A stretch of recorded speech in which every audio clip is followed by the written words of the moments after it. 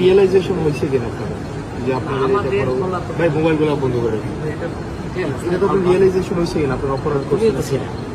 আমরা তো ছিলাম বলতে স্যার, আমরা তো আপনারা অপরাধ করছেন যে ছাত্রলীগ নির্যাতন নিপীড়ন করছে, আপনারা এগুলোর ইন্ধন দিচ্ছেন, এগুলো নিয়ে স্যার আপনার অনুতপ্ত কিনা স্যার? তোমার এই কথাগুলো কেমন না আসলে কেমন না স্যার? আপনি তুমিও তো আমাদের মধ্যে ছিল না, আমি আপনাদের মধ্যে ছিলাম না, আমি আপনাদের বিরোধিতা করছি স্যার। না, আমি আপনার বিরোধিতা করছি। আপনি আমার জঙ্গি ট্যাগ দিয়েছিলেন ওই ইয়াতে রেজিস্টার বিল্ডিং এ, আপনি বলছিলেন আমি জঙ্গি। তুমি জঙ্গি? আপনি আমি এটা বলছিলেন স্যার। এবং না স্যার, বিশ্ববিদ্যালয় স্যার আপনাকে সাক্ষী রেখে ছাত্রলীগ নির্যাতন নিপীড়ন করছে, তখন আপনারা কিছুই বলেন না।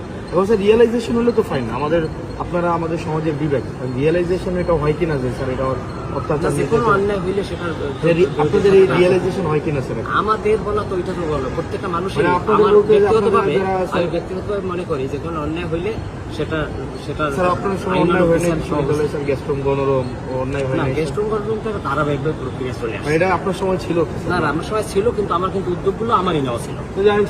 নিরসনের না হাসনাত, এটাও তুমি জাতি হিসাবে নিয়ে আপনাদের লেখা পড়ার তারপরে হচ্ছে কাজের মধ্যে এই জিনিসগুলো আসা উচিত, রিফ্লেকশন হওয়া উচিত। এটাও তুমি স্বীকার করবা যে পদক্ষেপগুলো সেগুলো কিন্তু আমি নিয়েছিলাম, এটাও স্যার। আপনারা সবসময় ডিনাই করছেন কোন অর্থে সেটা ভিন্ন, কিন্তু শুরুটা কিন্তু আমি করেছিলাম নির্যাতন নিপীড়ন, সহযোগিতা করছিলাম। না ডিনাই করাটা অন্য জিনিস, ডিনাই করাটা তো অপরাধ। যারা প্রক্টর স্যার ছিলেন উনি বারবার ডিনাই করছেন। না ডিনাই ইতিহাস সবাইকে ভালো থাকবে, শুভকামনা।